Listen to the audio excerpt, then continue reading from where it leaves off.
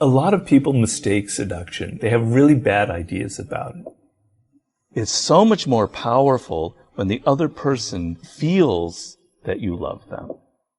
Seduction is a kind of theater. It's a kind of drama, or if you prefer, it's a kind of a movie. Seduction and love is kind of a spell that you're casting. You have to be genuinely interested in other people. So seduction is psychology, right? It's not force. You're not bullying somebody into a relationship. You have to make them kind of interested in you, right? You have to get their defenses down. You have to get them to open up to you in some way. The tools for that are different. It's like the difference between, technology from 200 years ago for things now. But the game is the same. It's the psychology of lowering people's defenses, making them open to you, making them less resistant. So seduction is reaching the child of everybody. And when you were a child, you were 1 year old, what was the greatest pleasure you had? It was being picked up by your father, your mother, and kind of whirled around and taken everywhere and lifted and twirled, etc. The sense that someone was taking you somewhere and you were under their control made you laugh. It gave you this incredible pleasure. And that's what happens when you see a movie and it takes you on this journey where you don't know where it's going, what's happening next. People don't have enough of that in their lives. And a classic thing in the seduction realm will be a man or a woman saying, I love you. Like, when will they say, I love you, is a big deal. That's not the language of love. That's not the language of seduction. It's something nonverbal. You have to learn this new language of seduction. It has nothing to do with words. It's in your body language. It's in your actions. It's so much more powerful when the other person feels that you love them. Benjamin Disraeli is one of the greatest seducers ever. I mean, absolutely brilliant. He was a charmer, a seducer. He could seduce the birds out of the trees. He seduced Queen Victoria. She was madly in love with this dark-skinned Jewish man. And the whole art of it was, for Disraeli, was to make the other person feel like they were special, they were brilliant. There's a quote I have in the book. There's this woman who said, after sitting next to Gladstone at dinner, Gladstone was the great rival of Disraeli. After sitting next to Gladstone at dinner, I thought he was the most brilliant man in England. After sitting next to Disraeli at dinner, I thought I was the most brilliant woman in England. Disraeli charmed everyone because he made you feel like you were special, you were brilliant. And he gave you the sense that you were the star of the show. Here he took Queen Victoria, the most prudish, uptight woman you can imagine, and he had her completely under his thumb. She wrote a book which nobody read because she wasn't a writer. And so now Disraeli would refer to her when you say, we authors, when we write, and he was a great writer, but he made her think that she was a writer like he was. I mean, the guy is one of the great seducers of all time. So getting back to the nonverbal aspect of seduction, there's words that you can use to reason with people, and there's a place for that, and it's important. And there are words that you use to cast a spell. If I were to try and seduce Pani, right, I would figure out what makes you different, what makes you unique, what you love in life that nobody else is giving you. Things from your childhood, things that make you excited, that you love, certain colors, certain flowers, certain gifts, certain places. And I would give that to you, right? I would get into your world instead of being obsessed with myself. I would get outside of myself into Pani's world, and I would say, this is what she is missing in her life, and I'm going to give it to her.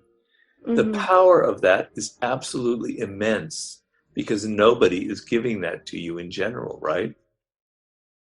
And so a simple example would be, we have a conversation at a restaurant at night, we're having dinner, and you say some things that you're not really paying attention to, and they're just sort of off the cuff, but they kind of reveal something that bothers you or something that you really are excited about.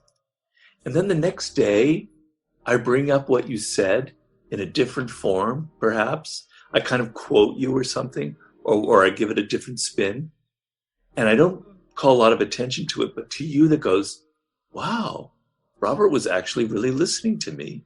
He heard what Right. I said. He understood kind of what was behind my words. That's really Right. interesting. Nobody ever does that, you know? Yeah.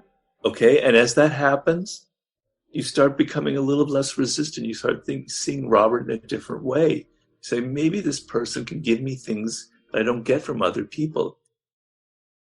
It doesn't matter if that other person isn't the handsomest person in the world or isn't all buffed out or etc. But they understand the psychology, right? They understand Yeah. for a man what a woman is missing, or for a man what a man is missing for a woman. They understand this. That's what gives you the degree of seductive power in life. Seduction is a kind of theater. It's a kind of drama, or if you prefer, it's a kind of a movie. So normally our lives are kind of drab and boring. We're working in our office at our home. We're kind of dressed sort of sloppily, kind of eat the same food. We have the same habits. When you're in a seduction or a courtship of some kind, it's like you're lifted out of your boring life into kind of a theater, to something that's heightened, that's Mm-hmm. intensified, that's extra. So when you are going on your first date with someone that you like, you don't just dress the way you normally dress, right? You put on something nice. Or you don't simply take them to the local Pizza Hut for the date. You take them to a restaurant with atmosphere. It's like a Right. theater. It's like a stage. You're creating some fantasy. We Yeah. all want drama in our life. We all want fantasy. We all want something more. And so the fact that someone is making an effort to please you, that they're actually trying to look nicer than they may normally look, they're taking you to places, that they're behaving in a way that's kind of responsive to you, is actually a good thing. It is manipulative in one way, but it's a good form of manipulation where you're Yeah. showing the other person that you're willing to put some effort into this, that it's not just like, oh, I could just show up in my pajamas and it'll be okay. Or we can just come Yeah. over to my house and watch television. We want Right. something more.